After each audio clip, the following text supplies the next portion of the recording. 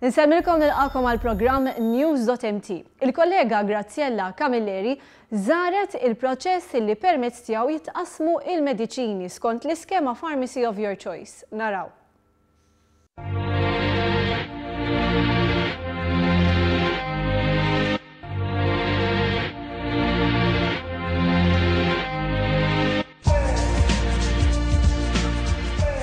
Fl-2012 pajjiżna kellu aktar minn 200 il-mediċina out of stock. Iżda tul dawn l-aħħar xhur il-medja ta' mediċina out of stock kienet biss ta' 5. L-unika soluzzjoni preżentata minn amministrazzjoni preċedenti kienet li l-pazjenti jixtru l-mediċini direttament huma mant il-privat. Dan skont il-kap tal-oppożizzjoni Simon Busuttil anke tal-grocer ikollu l-prodotti out of stock. B'ħidma sħiħa u holistika mad-Dipartiment tas-Saħħa, is-Central Procurement and Supplies Unit u l-Ispiżerija tal-Għażla tiegħek, pajjiżna ma wasalx f'dik is-sitwazzjoni. Tkellimna mal-kap eżekuttiv tas-CPSU Karl Farrugia. Spjega kif wieħed mill-fatturi li hemm biex jitnaqqas in-numru ta' mediċini out of stock kien it-twaqqif tal-Emergency Response Unit fih dan id-dipartiment. Unit li beda jopera mill-bidu ta' din is-sena. Huwa li meta item ikun taħt livelli li jkun prekarji, aħna niġu alerted mill-ewwel jiskatta mekkaniżmu ġo dipartiment li kreajna li sejjaħnilu l-Emergency Response Unit illi dawn minnaħ tagħhom joħorġu sejħiet urġenti illi jgħalqu fi żmien ġimgħa. Il-proċess huwa self-driven illi dawn repetitivament kull ġimgħa isir dan it-tip ta' proċess. Min-naħa tagħhom qegħdin jillajżjaw ukoll mal-procurement officers normali biex ma jkunx hemm overordering għax meta tordna minn żewġ postijiet separati riskju huwa li tordna b'mod eżaġerat għax imbagħad jaslu kollox f'daqqa. B'differenza mis-snin ta' qabel bħalissa qed isiru ordnijiet aktar spissi. Fejn ftit snin ilu jew ftit xhur ilu konna nordnaw bulk orders, illum il-ġurnata qed nordnaw ordnijiet ħafna iktar regolari għal sena sħiħa. Ġifieri dan l-istok qabel kien jiġi ammont ta' 6 xhur in-bulk, issa tnordnaw b'mod regolari kull xahar, allura l-ordnijiet qed ikunu iktar stabbli. Ir-raġuni ta' dik hija li ħtieġa klinika tinbidel mill-lum għal-għada. F'dan is-settur il-Gvern ħass ħtieġa li jinvesti aktar flus. Il-kumpaniji qegħdin iħallsu inqas penalties għax qed id-deliveries tagħhom qed isiru b'mod iktar regolari, kif ukoll min-naħa ta' pagamenti qegħdin sitwazzjoni ħafna aħjar għax ovvjament il-Gvern ċentrali tagħna support finanzjarju ħafna iktar milli kien hemm fis-snin ta' qabel. Biex ikollna aktar stabilità u anki biex ma nerġgħux naqgħu sitwazzjoni ta' qabel, is-CPSU qed toħroġ tenders għal time-based agreements. Time-based agreements jinvolvu kuntratt għal lungo termine, ġifieri kuntratt li jkun għal 4 snin. B'dak il-mod ikun iktar stabbli, il-flow ta' supplies ikun iktar regolari u anki bħala prezzijiet għax once li qed igruppja items flimkien u qed tagħti perjodu li huwa ħafna itwal, il-prezzijiet ikunu ħafna iktar favorevoli lejn il-gvern. U bekk ikonna aktar budget available biex nkunu nistgħu nitritjaw iktar pazjenti. Barra minn hekk il-gvern qed jixtri wkoll mediċini minn swieq barra l-Ewropa. Fejn qabel konna ngħidu limitazzjoni hija għax dan l-item mhux available u mhux available fuq il-swieq internazzjonali llum il-ġurnata. Dik għalina mhix soluzzjoni għax il-pazjent xorta jtien qiegħda u xorta għandu bżonn it-treatment, allura timmorru nixtruhom minn pajjiżi barranin hekk hemm bżonn nirreġistrawhom aħna ħalli l-pazjent dejjem jieqda. B'sistemi tal-aħħar teknoloġija, il-ħaddiema tal-ispiżerija tal-għażla tiegħek ikunu informati mill-ispiżjara x'mediċini hemm bżonn li jkunu ordnati dak il-ħin stess. Spjegat aktar dwar dan il-kap eżekuttiv tal-ispiżerija tal-għażla tiegħek, Rosen Camilleri. Just in time hija sistema fejn barra peress li dawn huma mediċini u peress li il-mediċini jittrattaw lill-pazjent li jkollu kondizzjonijiet dinamiċi, jista' jkun li inti jkollok pazjenti li wara li marru għand it-tabib inbidilhom it-treatment. Allura dak it-tip ta' trattament jew dik it-tip ta' mediċina ma tkunx fl-ispiżerija li qabel ma kien hemmx bżonna.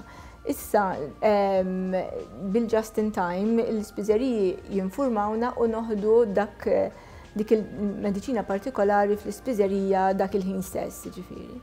Ninsabu fl-sors tal-ispiżerija tal-għażla tiegħek ġewwa Gwarda Manġa fejn minn hawnhekk 16,350 mediċina jitqasmu fil-ġimgħa kemm lill-ispiżeriji privati kif ukoll dawk tal-Gvern. Barra minn hekk jitqasmu fiċ-ċentri tas-saħħa u anke fl-Isptar Mater Dei. Fi Gwarda Manġa jaslu żewġ tipi ta' mediċinali, dawk li jkunu mqasma diġà bil-les fl-ippakjar oriġinali u dawk il-mediċini li jaslu f'ammonti akbar. Dawn tal-aħħar jiġu bottiljati skont il-kwantità li hemm bżonn fid-Dipartiment tal-Farmaċija fl-Isptar Mater Dei. Rosen Camilleri spjegat li qabel il-pazjenti kienu jridu jmorru kull ġimgħa għand l-ispiżjar. L-istok ma kienx ikollna biżejjed biex nagħtu lil kulħadd, allura konna noħorġu kwoti. Minflok ma nagħtu l-ammont għal 10 ġimgħat nagħtu ammont għal ġimgħa pereżempju, allura l-pazjent għandu inkonvenjent li jrid imur iktar spiss għand l-ispiżeriji. Wara li l-mediċini jiġu preparati u mqasma fil-kaxex, dawn jitqasmu fost oħrajn fl-ispiżeriji privati. Bħalissa hawn 212 ispiżerija li jagħmlu parti mill-iskema tal-ispiżerija tal-għażla tiegħek. Binqas mediċini out of stock l-ispiżerija tal-għażla tiegħek qed tqassam il-mediċini fil-ħin. Għalina jfisser ħafna għaliex hekk nistgħu nikkonċentraw fuq dak l-rwol li huwa tagħna veru milli bażikament we chase the stock to deliver the stock. Ek l-stock jgħat available, għedin waslu l-stock bħala on the scheduled delivery days. Bweda elettorali, il-Gvern kien kommess jinaqqas il-burokrazija fiħdan l-ispiżerija tal-għażla tiegħek. Fil-fatt għal dan il-għan infetaħ one-stop shop sabiex dawk li kollhom bżonn japplikaw jew ibidlu l-mediċina tal-kartuna is-safra jew bajda ikunu jistgħu jinqdew minn post wieħed. Bekk ukoll waqqafna one-stop shop fejn neħejna ħafna mill-burokrazija li kienet teżisti qabel meta dawn id-dipartimenti kienu jaqgħu sezzjonijiet kienu jaqgħu taħt dipartimenti differenti u dak li kien pazjent jieħu 4 ġimgħat biex jinqeda issa jdum forsi kwarta jistenna naqra fil-queue. In-nefqa globali fuq ix-xiri għad-dipartimenti tas-saħħa taqbes 300 miljun euro. Aktar minn 80 miljun euro minn dan l-ammont jinsefqu fuq mediċini u apparat mediku. 20 miljun euro imorru għall-iskema tal-ispiżjar tal-għażla tiegħek. Karl Farrugia jgħid li permezz ta' partnerships mill-Gvern u l-kumpaniji, il-Gvern qiegħed jiffranka ammont konsiderevoli ta' flus. Proċess ta' partnership milli l-Gvern jiddetta l-kumpaniji jridu jikkompilaw u dak il-lat qed juri u jindika illi mhux biss qed inġibu l-mediċina fil-ħin li għandna bżonna, ma wkoll illi l-Gvern qed jagħmel savings konsiderevoli fix-xirijiet li qed jagħmel f'dan il-proċess. Fuq kollox li kieku ħadd ma ħa deċiżjoni daqshekk drastika fuq il-problema tal-mediċini, kieku għadna mbagħtu l-konsegwenzi. Li kieku ma ħadniex drastic action kif ħadna flimkien mal-entitajiet kollha li semmejt, konna nibqgħu sejrin hekk għal 10 snin li ġejjin. Bil-intervent tal-Minister li semmejt kif ukoll minn tal-Finanzi li tawna injections ta' funds ikbar mill-li kien hemm fis-snin ta' qabel, irnexxina kif is-sitwazzjoni eredikajnija b'mod konsiderevoli.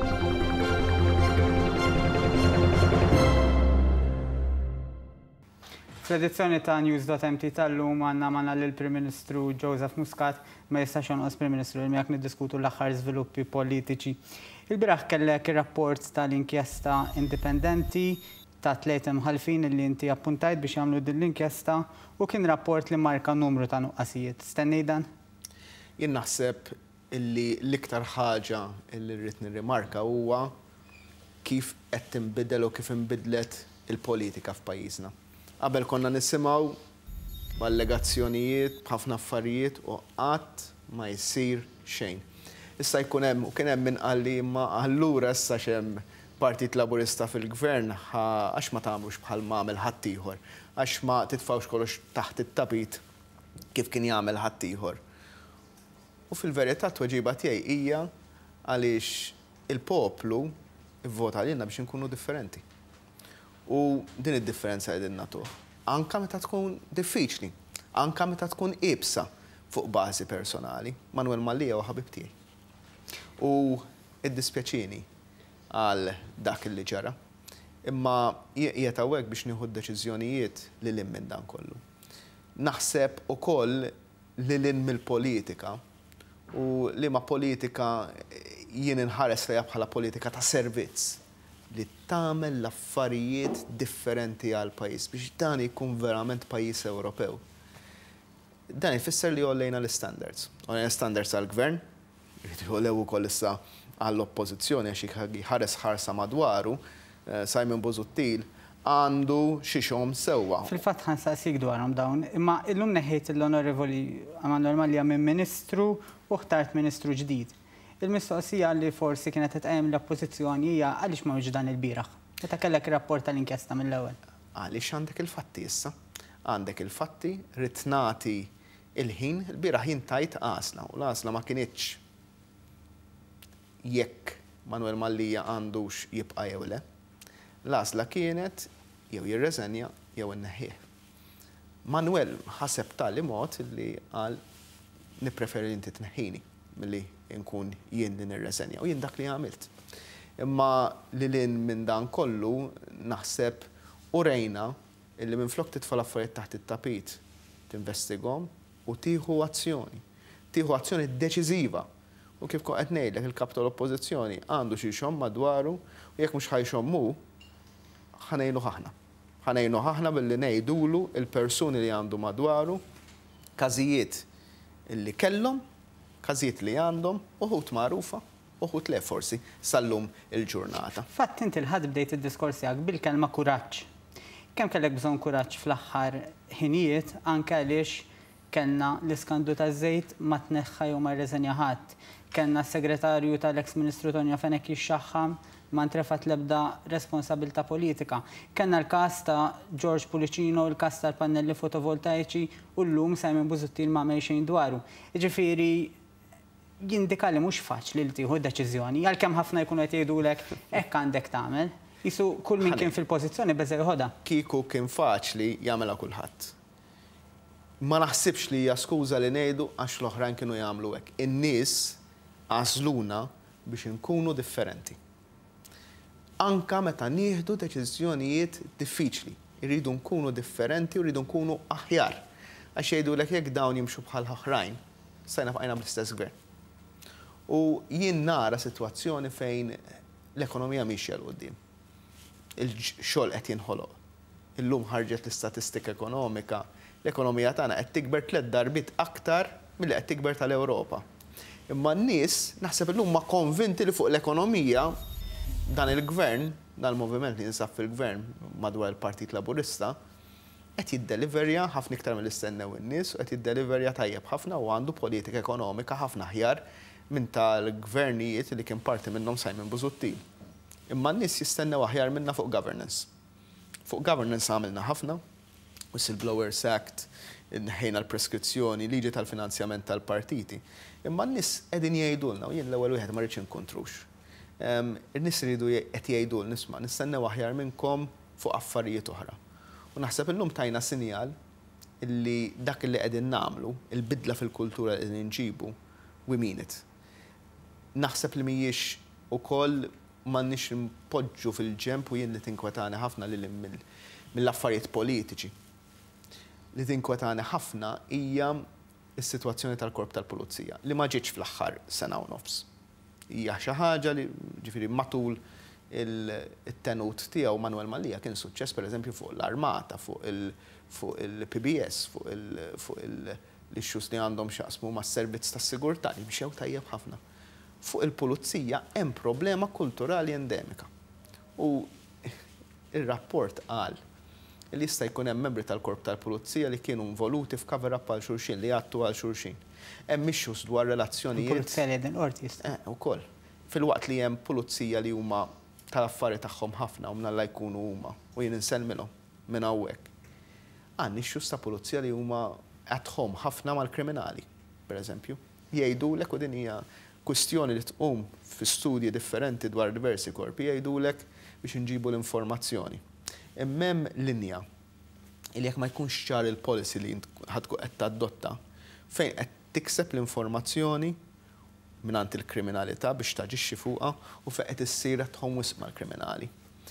U fil-waqt illi insellem ix-xogħol li għamel is-Sur Rej Żammit, naħseb u l-priorità li nara li għandhom Carmenu Abela u Michael Kassar issa ikun li l-korp tal-pulizija jerġgħu jerfgħuh il-fuq fir-rispett tal-pubbliku. Kenna membru tal-korp tal-pulizija li dan ħassa faċli għax bniedem jidher. Għax milli nafu. Laqatlu mera ta' karozza, imur jiġri warajh, ma nafx fejn ħaseb li qiegħed u jispara fuq in-nies. Mhux aċċettabbli hux. U dan membru tal-korp tal-pulizija. U naħseb in-nies ikunu bir-raġun man in the street qed jarana l-lejla minn għandu familja. Jgħidlek kien nippretendi aħjar minn suppost qiegħed biex jipproteġini. Issa mill-ġdid hemm nies tajbin ħafna fil-korp. Imma hemm nuqqas ta' talent fuq affarijiet oħra. Għaddek bil-ħsieb li taħtar CEO għal-korp? Dik kienet waħda mill-affarijiet li diġà imbdiet. Ħanati ċans ovvjament lill-Ministru kif ukoll il-Kummissarju biex jaqbdu sewwa rridni tas-sitwazzjoni jagħmlu l-analiżi tagħhom. Waħda mill-idejat kienet illi inti trid il-pulizija jikkonċentraw kemm jista' jkun fuq l-investigazzjonijiet. Ma il-Kummissarju speċjalment ma jaħlix ħin fuq l-amministrazzjoni. Jifieri jien il-Kummissarju naħseb fil-nies iriduh jaħseb fuq is-safety tagħhom, fuq is-sigurtà, fuq kif it-toroq tagħna jkunu qegħdin aħjar, fuq kif tonqos il-kriminalità, mhux joqgħod jimli l-karti.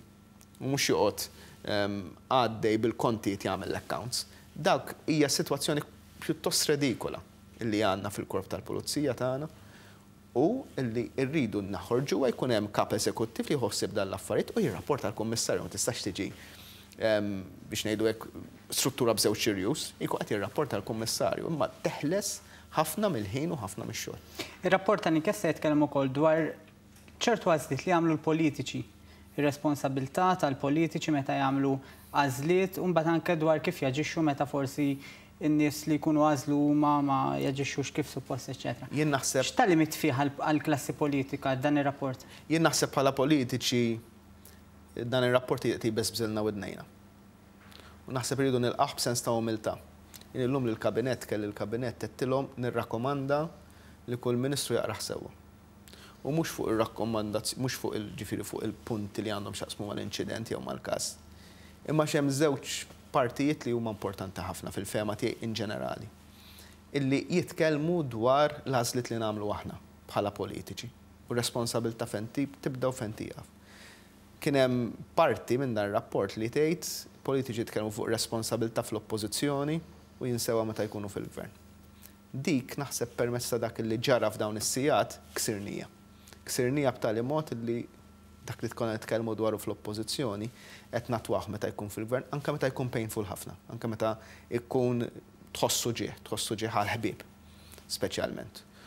U jien nara l-sitwazzjoni fejn naħseb tajna messaġġ b'saħħtu ħafna ta' deċiżjoni, jien qatt ma ddejjaqt nieħu deċiżjonijiet, dawn mhux deċiżjonijiet li wieħed jieħu pjaċir jagħmel.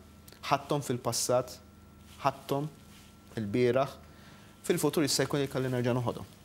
Nagħmel dan għax xogħli hawnhekk li tawni l-fiduċja għall poplu li jdiu dan il-moviment huwa biex inbiddel l-affarijiet.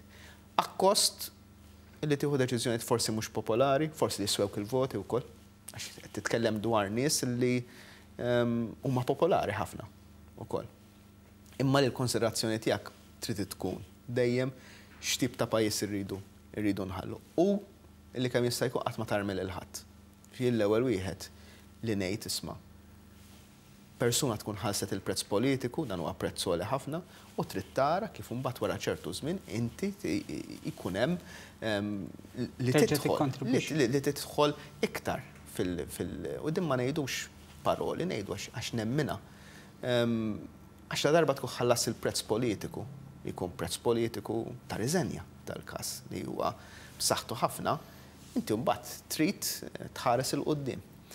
Hemm ukoll fil-waqt li tbesbes widnejn il-gvern u widnejn l-oppożizzjoni, il-politiċi kollha, l-inkjesta tagħmel punt li huwa pjuttost tiebes u niskanta kif ftit kienu l-rimarkawh.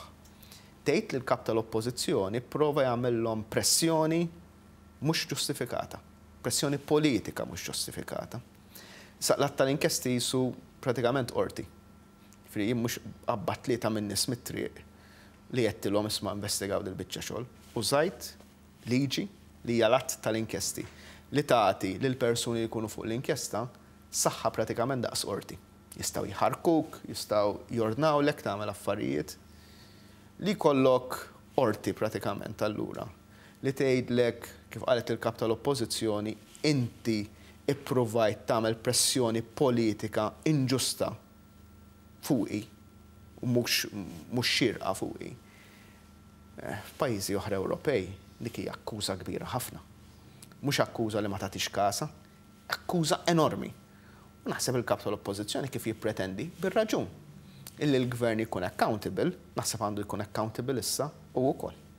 Prim Ministru, vera l-attenzjoni kienet kollha fuq dan ir-rapport, imma il-ħajja baqgħet għaddejja u llum kienet ippubblikata statistika li diġà referejt għaliha int illi pajjiżna reġa' kellu tkabbir ekonomiku 3 darbiet akbar minn dak medju fl-Unjoni Ewropea. It-triq minn issa l-qudiem il-gvern ħajkompli bir-ritmu tiegħu isostni dawn ir-riżultati? Ara ħankomplu għaddejjin b'serenità, determinazzjoni, bil-fatt illi nafu fejn irridu naslu billi qegħdin niddeliverjaw, qegħdin irnexxielna noħolqu aktar xogħol. Ġifieri jiena għalija meta ngħidu l-aqwa fl-Ewropa, konna nafu x'qegħdin ngħidu. Immaġina Aleander li konna sitwazzjoni. Naħseb li kieku għednija fi żmien l-elezzjoni kienu jgħidulna qed neżaġeraw. Għandna tkabbir fl-ekonomija qed joħloq il-ġid l-ekonomija tagħna 3 darbiet aktar milli qed toħloq l-Ewropa bħala persentaġġ. Il-Marija Santa x'biċċa xogħol dik. Da ma jiġix waħdu, jiġi għax qegħdin nagħmlu input għax qegħdin naħdmu dejjem aktar u hekk ħankomplu nagħmlu. U matul din il-ġimgħa wkoll inħares il-qudiem li nagħtu sinjali oħra dwar kif il-gvern qiegħed jiddeliverja, kif l-investiment ġej u ħajkompli ġej. Din hija ġimgħa pjuttost partikolari għalina jekk tippermettili. Ġimgħa bdiet bliebes, imma ġimgħa li fija hemm ukoll l-40 sena tar-Repubblika, illi naħseb li tagħlaq sena ta' ċelebrazzjonijiet li għamilna bħala poplu li huwa importanti ħafna li nimmarkaw. Hija sena u hija ġimgħa wkoll fejn għandna il-fatt illi ħankunu qegħdin bħala poplu nuru illi dan il-pajjiż immatura, dan il-pajjiż b'kap ta' stat Malti mexa tant il-qudiem. U għandna wkoll bħala Partit Laburista mbagħad għax qiegħed hawnhekk ukoll bħala mexxej tal-Partit Laburista, avveniment importanti ħafna nhar il-ħamis li ġej. Fejn f'Bormla ħankunu qegħdin nikxfu il-monument li għamilna aħna bil-kontribuzzjonijiet tan-nies lil Perit Dommintov, illi naħseb huwa xi ħaġa li importanti li n-nies jattendu għalija, ħatkun ċerimonja mhux twila ma sinifikattiva ħafna. Li nappella biex mhux biss il-Bormliż, imma n-nies kollha jinġabru nhar il-ħamis illi ġej fis-6:15 fil-għaxija ġewwa Bormla, ħalli nkunu nistgħu nagħtu ġieħ lil Perit Mintoff bħala Partit Laburista imma b'mod nazzjonali. Il-Perit Mintoff ħanagħtuh ġieħ ukoll bħala gvern. Għax bħala gvern bdejna it-tradizzjoni din is-sena li nagħtu tislima lin-nies il-kbar tal-politika Maltija. U bdejna tgħidli kombinazzjoni li għax hekk ġew l-affarijiet u hekk sewwa kien b'żewġ ex-presidenti nazzjonalisti. U kien hemm mistaġeb kważi. Ma nistaġibx għax il-fatt li kellek tajna ġieħ lil Guido De Marco, tajna ġieħ il-Ċensu Tabone, dawn huma figuri nazzjonali. Insertaw mhux fil-kamp politiku illi jien nimmilita fih u li jien immexxi. Ma naħseb bat sinjal ukoll importanti ħafna lil poplu illi lilin mill-politika partiġjana, lilin mid-dibattitu anka jibes li jista' jkollna bejnietna, dan il-pajjiż qed jikber, qed jimmatura. U bl-istess mod illi għandna dawn iż-żewġ personaġġi, bl-istess mod illi ftit ġie irrimarkat, imma fil-budget iddeċidejna li ċ-ċentru l-ġdid tal-onkoloġija l-isptar il-ġdid ta' kontra l-kanser semmejni Ħasserent Nimamu, l-ewwel President tar-Repubblika. Jien nemmen li postijiet pubbliċi bħal dawn għandhom sabiħ semmi għal-qaddis inu, dak ma nidħolx fihom dawk l-affarijiet, kulħadd jieħu d-deċiżjonijiet tiegħu.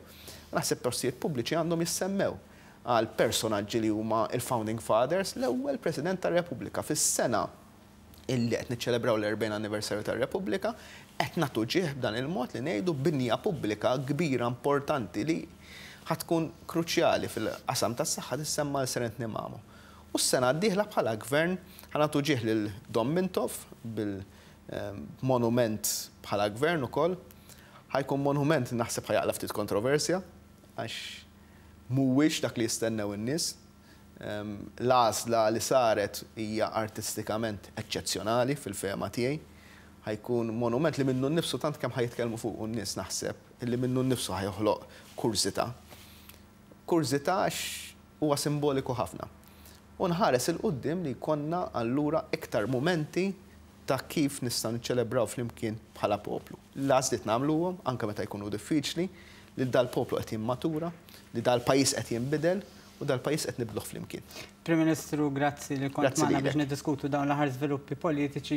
Il-programm News.mt jistokta b'aktar servizzi.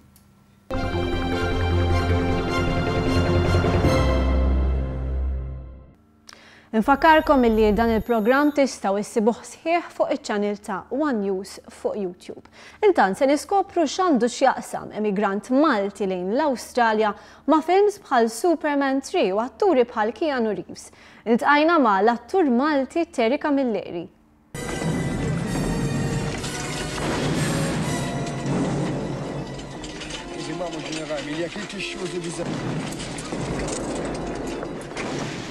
Amigos, time to depart. Is he going, D? Fekli, stay u Lea. Hey!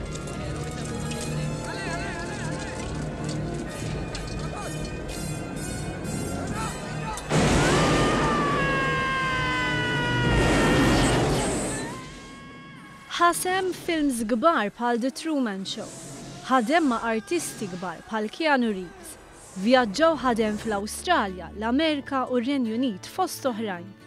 News.mt iltaqa' ma' Terry Camilleri, attur Malti li kiseb fama għal ruoli diversi illi interpreta. Twilet fl-1949. I was born in Arpengozo. Meta kellu 4 snin, Terry u l-familja tiegħu emigrat lejn it-tramuntana tal-Awstralja. Missieru ħadem kemm felaħ biex imbagħad xtara dar f'Melbourne.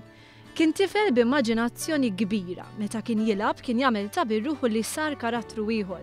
Minkejja li telaq minn pajjiżna meta kien żgħir ħafna, xorta jħoss ċertu elementi familjari.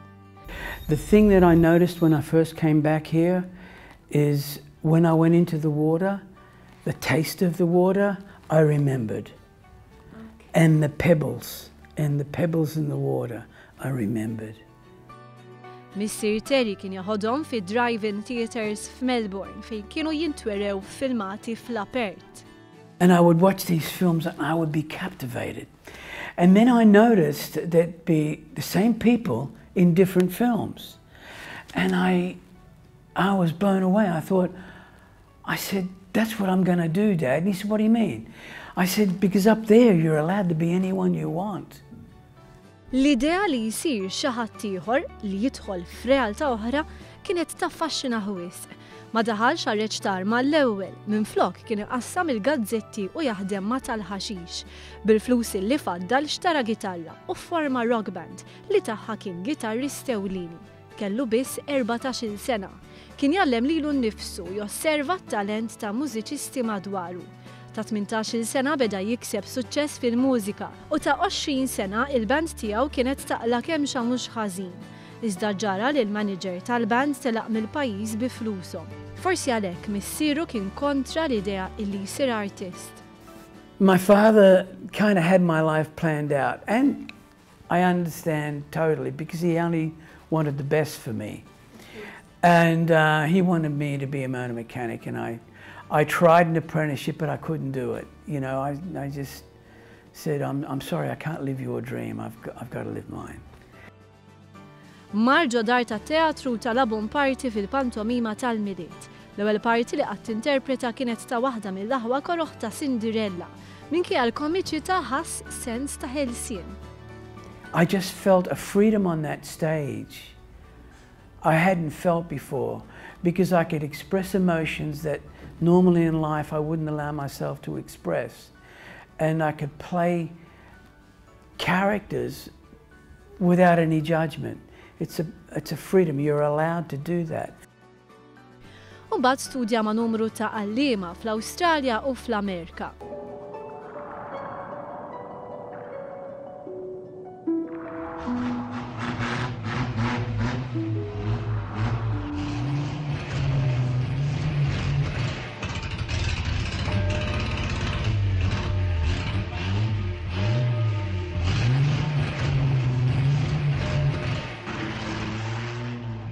L-ewwel feature film li ħadem fih kien The Cars That At Paris li kiseb suċċess f'bosta pajjiżi u ħareġ fl-1974. Fih kellu rwol prinċipali.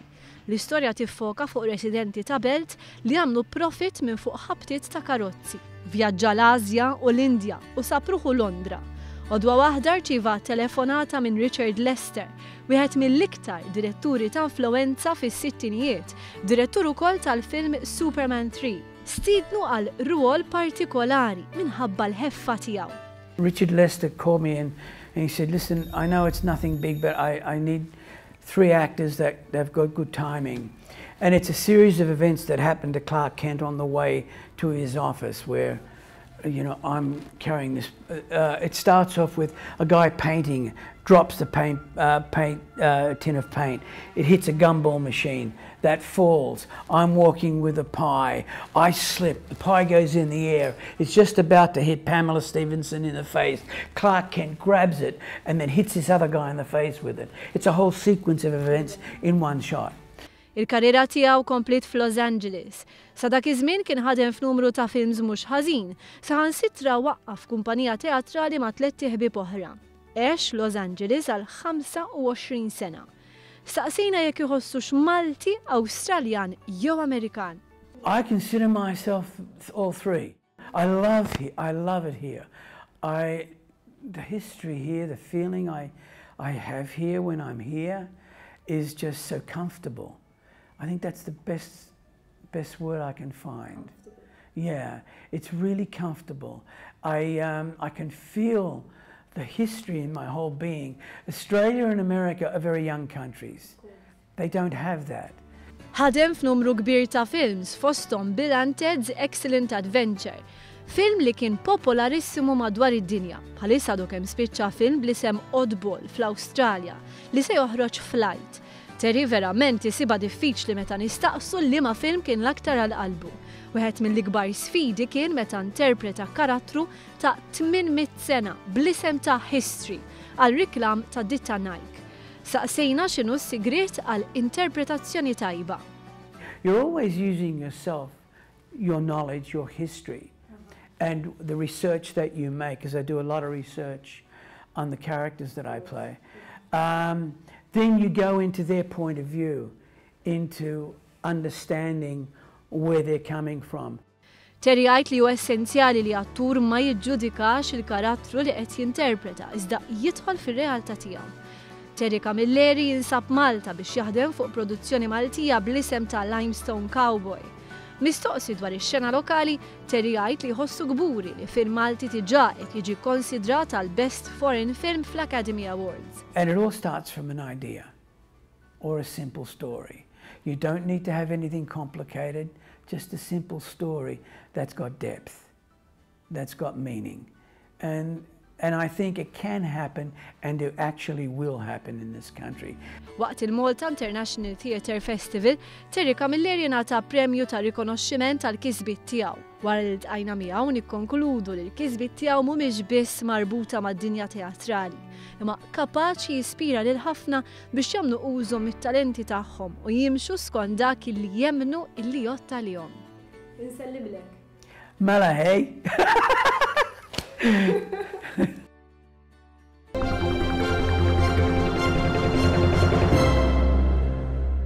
U biex tkunu kontinuament aġġornati tistgħu dejjem iżżuru l-paġna ta' One News fuq Facebook. Grazzi tal-li kontu magħna, l-kumplament tal-lejl it-tajjeb.